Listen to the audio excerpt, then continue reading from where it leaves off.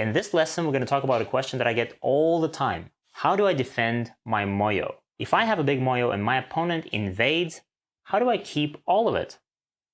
In other words, how do I kill him? Alright, let's talk about hunting and killing. This is a two-stone handicap game played by a 10Q and a 12Q. And it's not even a Moyo. Black has one gigantic territory in the middle, and White has a few territories everywhere on the board. But Black has more, so the only chance for White in this game is to try and invade inside. And that's what White does right now. Black just strengthened himself, and White jumps in. What do you think? Is it possible for White to live here? Can White do it? Let's see what happened in the game first. Instead of responding to this, Black continues to play endgame.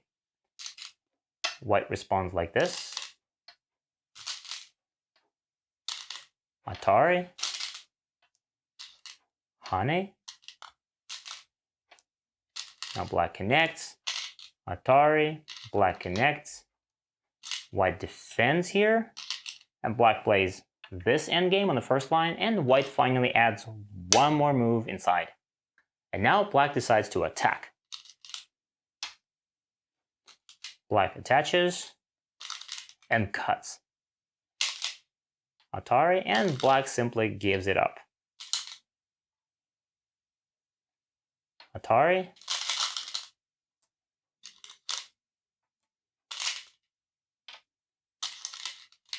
Black defends. Atari. White makes a nice shape. Do you see how it's becoming easier for White? Now Black plays here. And here. White jumps. Now everybody extends.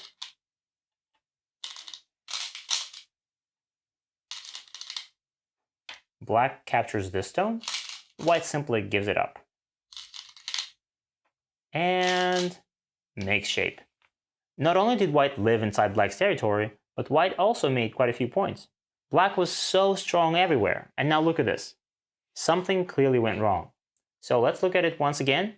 Let's go all the way back. So when your opponent invades inside of your territory or Moyo, there are some principles you have to follow to make sure that everything goes well. And principle number 0 is you have to attack immediately. I know it sounds obvious, but this is all of Black's territory. And if White lives inside, this is going to be the end of it. No time to lose. So attack right now. And principle number 1, never forget about your weaknesses. So before the invasion even happens, try to make sure that you are as strong as possible, or even during the invasion. And this is actually exactly what Black did in this game. Before White invaded, Black played here, trying to make sure that this wall is strong. Very nice. Principle number 2, no attachments. I mean, no moves like this one.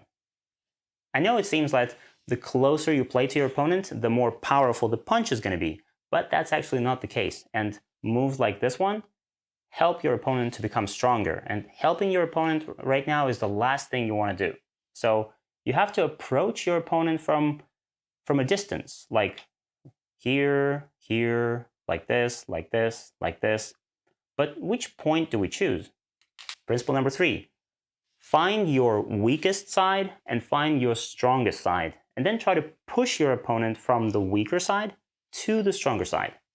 In this case, for Black, this wall is probably the weakest. It has quite a few weaknesses. This cutting point, there's a gap here, here, there. So this wall is definitely not perfect. And this wall is the best. It has no weaknesses, so we probably have to try and push White in this direction. So playing a move somewhere around here, trying to push White away from here and into that wall is best. And principle number 4, destroy your opponent's eye shape. Of course, White will try to make some eyes here. And when White plays here, for example, you know that what White is actually trying to do is make this kind of shape. It just grows like a spider web, and it becomes more and more difficult to kill. So before all of that happens, we can nip it in the bud and poke at this shape, for example, like this. Now, it's very difficult for White to make any eyes here. In the same way, if White jumps like this, for example, we can poke at the shape again, trying to force White to connect. And if White does, White's shape becomes very strong, but it's very difficult to make eyes with it.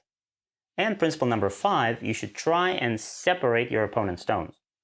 So if white plays here, for example, then it's obvious that black should play in between the stones and separate them. But even if white plays something like this knight's move is threatening to play something like that and this kind of shape, and it gets more and more difficult to kill.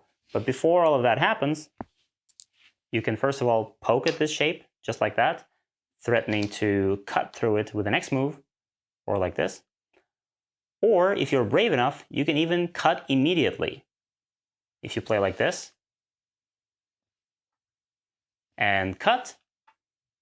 Now the ladder doesn't work for white. Black has strong walls everywhere, so white now is split apart, and now white has to struggle and live separately. And now, keeping these principles in mind, let's see one more time what black played in the actual game. Instead of attacking immediately, black played here and then this endgame. So white got a chance to play inside black's territory one more time. Right after this, black attaches. And it was a lot safer and better for black to maybe poke at white's shape like this or like this, trying to force white to connect. White becomes heavier and it will be more difficult for him to make eyes. Black attaches, Hane, and black cuts. Atari, and black just gave this stone up like this. But actually, black is so strong everywhere, so if black simply extends, how is white going to capture this? Atari from here doesn't work, black will escape. Atari from here, now white needs a ladder, but of course a ladder doesn't work. So black will escape, and now white has to struggle and try to make life here or here separately. But in the game, black Atari, white captures, Atari, white connects, and this. Now it's still possible to attack white. Black just needs to make sure that white cannot build eyes here. So after this, black doesn't have to respond. Black can start attacking right away, playing something like this. But Atari, white makes this shape. And it's a little dangerous here because there's a cut and these stones could be in danger. So black needs to defend and poke at white's shape at the same time. And if I'm black here, I would probably play something like this, which defends this stone, make sure that it's captured, and at the same time it threatens this eye shape.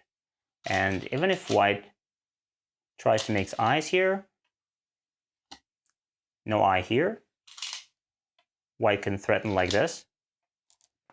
White makes one eye here, but there is no second eye. So if black now attacks like this or like this, it will be very difficult for white to make another eye, and white can still die here. So in this game, because black is so strong everywhere, even after black made a few mistakes, there is still a decent chance to kill white. Now let's go over the principles one more time. So when your opponent invades inside of your Moyo territory, first off, attack immediately. There's no need to wait till he makes more moves inside and lives there. Second, try to make sure that you are as strong as possible. Strengthen yourself, defend, get rid of your weaknesses. Number 3, no attachments. There's no need to attach to your opponent's stones and make them stronger. No need to help them. Number 4, try to find your stronger side and your weaker side and push your opponent away from your weaker side and onto your strength. Number 5, try to destroy your opponent's eye shape. Try to poke at his weaknesses and force him to defend. Make it difficult for him to make eyes. And, if possible, separate your opponent's stones. Now let's see one more example. In this game, black has a huge Moyo, and black just played here to close it. And of course, white invades immediately. And the question is, how is black going to respond to this? We have to ask ourselves, where will it be easier for white to make eyes? Probably somewhere around this empty side and maybe here. So we need to block one of those directions. Playing something like this would be very nice, for example. Now, white cannot get onto the side anymore, and white will have to make life in the center where it's more difficult. But what if instead of this, white invades here right away? Again, which side is stronger? This stone is low, so the corner is quite strong, and there's a weakness here, so white can aim at something like this, make shape, and if black plays this Atari, then white can make a ko. So to prevent this, black can simply descend. And now white is stuck between these two strengths. It's going to be very difficult to make eyes. And it's probably even better for black to make this move. I know it's an attachment, but it's a diagonal move attachment. So this stone is not on itself. It's a lot stronger. Now white is forced to extend, and it will be even more difficult for white to make life here. But I understand that practicing living or killing in a real game like this, it's very risky. Every time you don't live or you don't kill, you lose the game. So I have a little suggestion for you. This is a little Go variant that I just love playing. It's called Kill All Go, or as I like to call it, Survival Go. As you can see, black has 17 stones set up on the board, white to play. White's goal is to make one living group anywhere on the board, just one group with 2 eyes. And black's goal is the opposite. Kill every stone white places on the board. And this is a perfect exercise to practice killing and living. If you're playing this game with white, you're practicing living, and if you're playing this game with black, you're practicing killing. And you will probably discover that if you're playing this against someone about your strength, it's a little easier to live than to kill. So try and play this game with your friends. When I was learning Go, this mini-game helped me a lot, and I'm sure that it will help you as well. And now it's time for you to go to the practice section and solve some problems. By the way, you can also watch these lessons on our platform, gomagic.org. Except there, you'll watch them with interactive quizzes right within the lessons and practical exercises right after them. And if you enjoy watching these Go videos and you don't want to miss others like this one, go smash that like button, subscribe to our YouTube channel, and this is Go Magic.